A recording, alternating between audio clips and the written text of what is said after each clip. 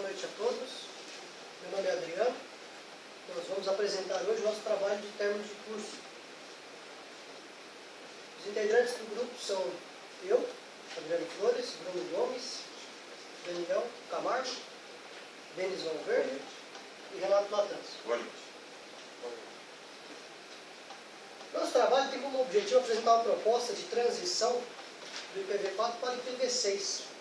Um cenário onde o IPv4 está escasso na internet, porém é utilizado pela grande maioria das empresas, né, que torna improvável uma migração imediata, mesmo porque eles são incompatíveis entre si, não conseguem fazer essa comunicação.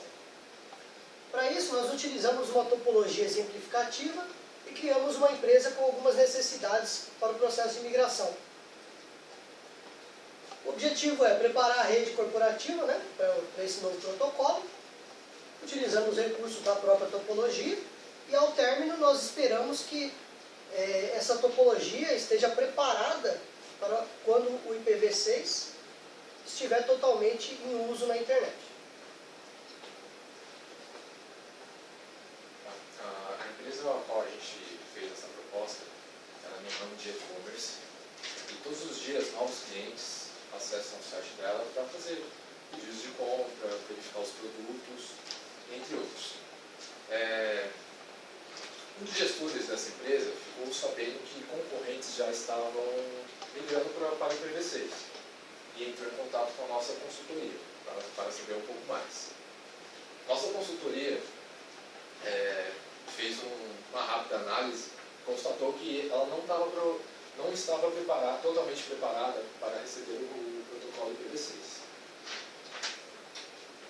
A motivação é estar preparado para receber os dois protocolos, tanto o IPv4 quanto o IPv6, e também ser um diferencial entre as outras empresas. A solução que a nossa consultoria está dando é a implementação para o IPv6. Nesse processo de transição pode ocorrer alguns riscos, né? Como a coexistência dos dois protocolos na mesma rede, tanto IPv4 quanto IPv6, verificar a infraestrutura para ver se suporta o protocolo IPv6 e o aspecto de segurança na área da migração. E agora eu vou explicar a topologia da rede que a gente criou para demonstrar os equipamentos que estão interligando a nossa rede. São duas operadoras, a operadora A e a operadora B, que é interligada no R1, que é um router, e está interligado no Fiber. O switch SWA é o switch agregador, que é o switch principal. Ele está interligado a 3 switches, que está interligando nossas VLANs, que tem VLANs de serviços de rede, de TI, e nosso servidor web, que os nossos clientes acessam ele. O R2 é uma VLAN legada, que é o nosso setor de RH, que ele atua na nossa rede. Essa topologia está inteira em IPv4. Agora, antes de iniciar a falar sobre a estratégia de migração, vamos explicar um pouco algumas coisas que acontecem. Por que existe tanta resistência das empresas na migração para o IPv6? Já que o IPv4 ela já é iminente o seu esgotamento.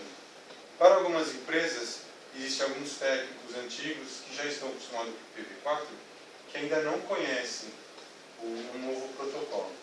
Além disso, gestores de TI se perguntam: por que eu vou trocar meus equipamentos que já estão funcionando na nossa rede? Eles acreditam que seja desnecessária essa troca. Por que eu vou trocar se eles já estão funcionando? Além do mais, não existe uma regra pautada dizendo vai ser trocada de uma hora para outra. Não tem uma hora marcada para essa troca.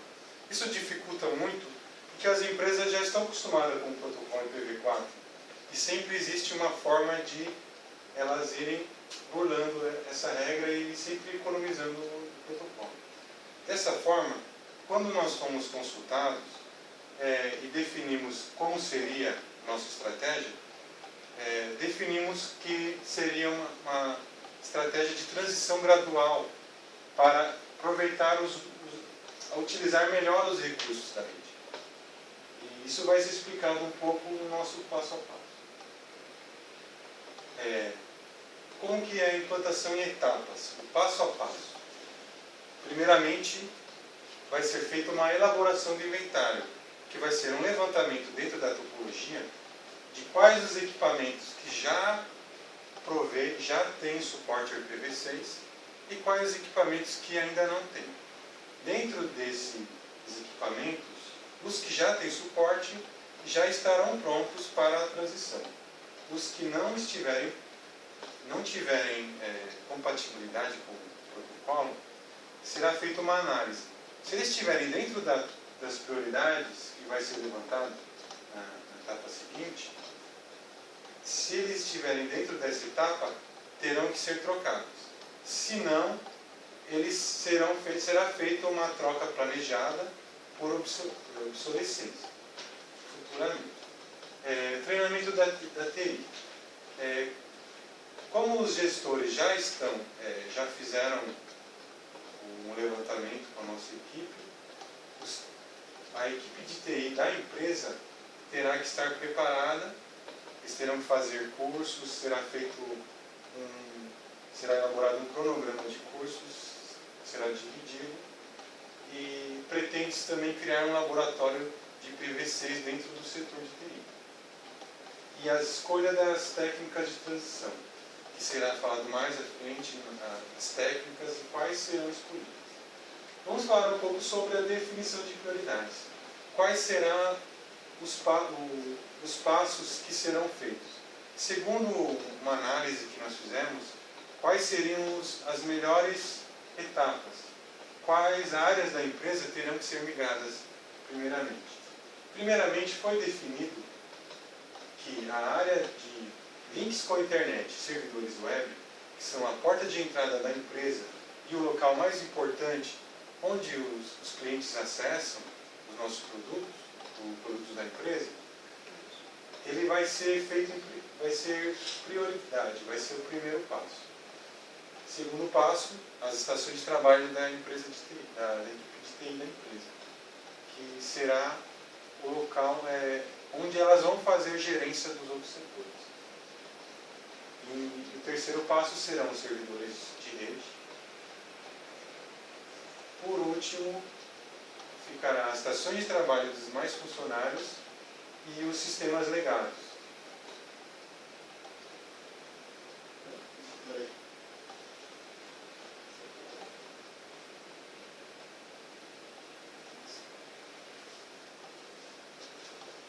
Agora eu vou falar um pouco da pilha dupla. Pilha dupla, ele é a capacidade de dispositivos e de equipamentos de interpretar tanto IPv4 quanto IPv6. Essa técnica não pode ser confundida com uma técnica de tradução, ou seja, ela apenas entende o tráfego. Entendendo o tráfego de IPv6, mandando IPv6. Entendendo o tráfego IPv4, mandando IPv4. O conceito de pilha dupla está definido na RFC 4142. O processo de encapsulamento SIX-INFORM, ele consiste em colocar um protocolo IPv6 dentro, passando por uma rede IPv4. Ele consiste que o protocolo IPv6 é encapsulado dentro do protocolo IPv4 e aí passando pela rede IPv4, ao chegar ao seu destino, ele é desencapsulado e o protocolo IPv6. Baseado nas técnicas de transição que a gente abordou no nosso trabalho, uma delas, que é consequentemente usada para a nossa infraestrutura, é o 6/4. O 6/4 ele é concedido pela RFC 4213 e ela é um conceito de tunelamento baseado em um túnel estático feito de maneira manual. Ele tem o conceito do quê? De interligar dois nós IPv4 para que seja transmitido um tráfego IPv6.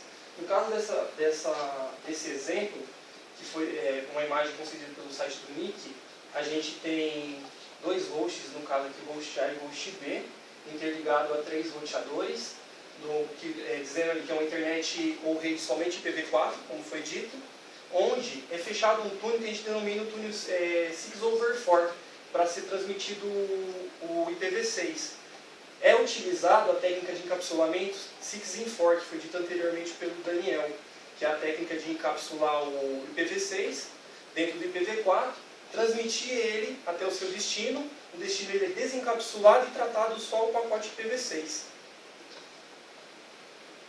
O ISATAP é uma outra técnica de tunelamento que foi utilizada para o nosso projeto de transição, que ela é baseada em túnel também, mas feita de maneira automática. Ela é concedida pela RFC 5214 e ela tem o conceito do quê? De interligar dispositivos, no caso pode ser hosts, no caso computadores, a roteadores, com o intuito do quê? De uma comunicação de uma rede IPv4 com uma rede IPv6. No caso, a gente tem nessa infraestrutura um roteador que a gente denomina um roteador ISATAP e um cliente para que esse processo seja concluído. No caso, o roteador ISATAP ele vai liberar um prefixo para uma máquina que hoje já possui um IPv4 nativo. Nesse momento é formado um endereço ISATAP, no caso que é baseado no prefixo. Desta forma eu consigo o quê? Tratar a informação para que ela possa ser transmitida de uma rede IPv4 e IPv6. Tanto o ISATAP como o 6-over-4 são duas técnicas bem práticas de ser configuradas. Elas são aceitas em grande maioria dos sistemas operacionais como Linux e Windows, que é usado atualmente, né?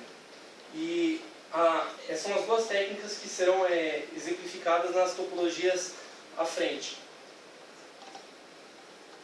Agora que, baseado na nossa definição de prioridades e de acordo com nossos estudos sobre técnicas de transição, foi definido da seguinte forma. A fase 1 será a fase em que será feita a transição dos links com a internet e do nosso servidor web. Como podemos ver, foi representado na nossa legenda que, dessa forma, o R1 e o Firewall já vão estar em pilha dupla, assim como o servidor web. No R1 e no Firewall será feita a pilha dupla. No R1 também será configurado as técnicas de transição auxiliares 6-over-4 e também será feita 6-over-4 para a comunicação externa, passando por uma rede IPv4.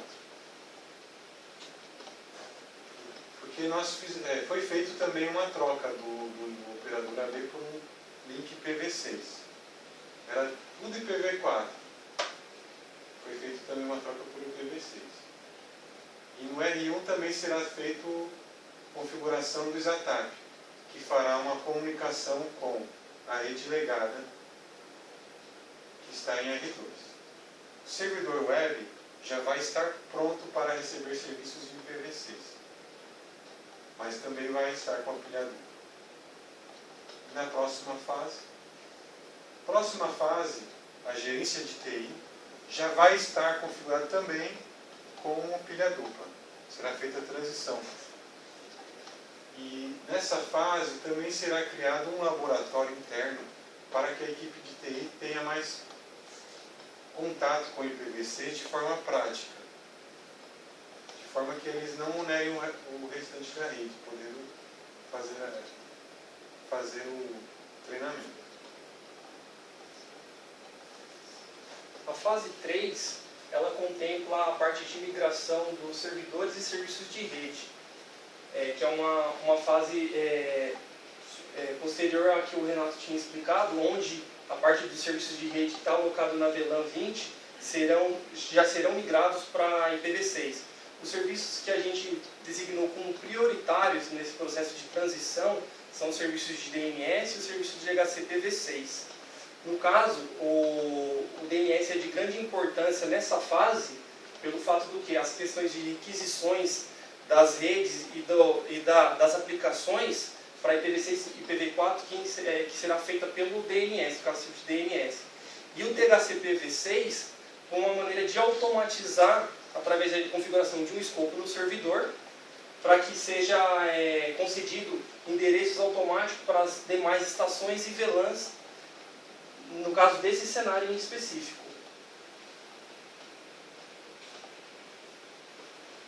Chegando ao final, na fase 4, né, esperamos que a topologia esteja completa e ela vai nos mostrar que a maior parte da rede, o conceito a ser utilizado será o de pilha dupla, pois é o mais prático para o processo de transição. Ele já nos possibilita trabalhar tanto com a rede legada antiga, IPv4, e estar preparado para uma desativação do IPv4 e continuidade do funcionamento via IPv6.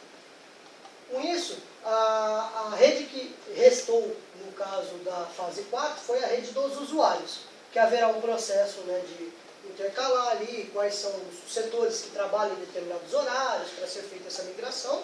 Isso é um processo de gestão, no caso. E o processo técnico seria a VLAN 200 e a VLAN 100, como é descrito no trabalho, elas têm sistemas operacionais legados, né, o Windows XP sem Service Pack, que não comportam o IPv6. Para isso, há necessidade de fazer um upgrade, primeiro, desses sistemas operacionais, e posteriormente a migração. Essas três redes, que não há equipamentos legados, elas podem ser migradas para o conceito de pilha dupla, podendo trabalhar com a rede antiga e a rede nova, né, saindo até para a internet IPv4 ou pela internet IPv6 e acessar os serviços web também via IPv6, isso denominado via o DNS, né, como o Denis havia explicado.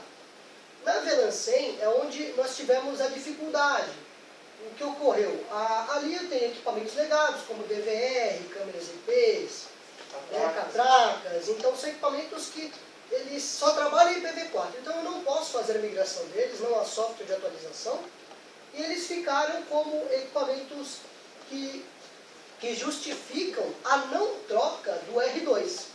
Então, se eu tenho aqueles equipamentos legados, eu não há necessidade de eu trocar R2 para um roteador de pilha dupla, como foi feito no R1, porque geraria um custo adicional desnecessário, sendo que os hosts dessa rede, uma vez que eu posso usar a técnica ISATAP, né, para que eles se comuniquem via IPv6, eu reduzo esse custo, né, eu postergo ele para futuramente, a hora que os equipamentos legados forem sendo substituídos à medida que possível, aí a empresa vai sendo feita esse processo de troca dos equipamentos, para posteriormente ele também se tornar um pilha dupla, né? Mas foi encontrado de dificuldade na topologia, né? Além dos outros processos gerais de migração, e como foi dito na fase 1, os clientes já poderiam acessar via 6over4 o servidor web. Bom, nós concluímos que o processo de transição ele é mais uma questão de estudo, né, e a pessoa identificar quais são as dificuldades ou necessidades da sua empresa para que ele possa ser feito. Ele é um conceito necessário para todas as empresas que desejam migrar, porque não haverá um momento de troca, não haverá um momento onde eu vou desligar o IPv4 e funcionar o IPv6, então eu tenho que estar trabalhando dessa forma para se preparar para o IPv6, visto que o IPv4 vai se tornar obsoleto, ele vai acabar, já acabou na internet, vai acabar nas redes locais, nós vamos ter que utilizar o IPv6, e esse é o melhor método de você estar preparado, é você fazer um processo de transição, à medida que você tem esse tempo, né? Apesar de já estar acabando, mas temos esse tempo ainda para nos preparar.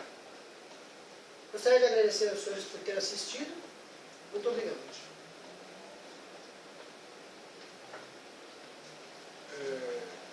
Com relação a 6over4 e o ISATAP, né? Solar, para funcionamento lá, de facilidade de colocação, de configuração de um e de outro, qual que é melhor? Facilidade do 6over4? 6over4 ou o ISATAP?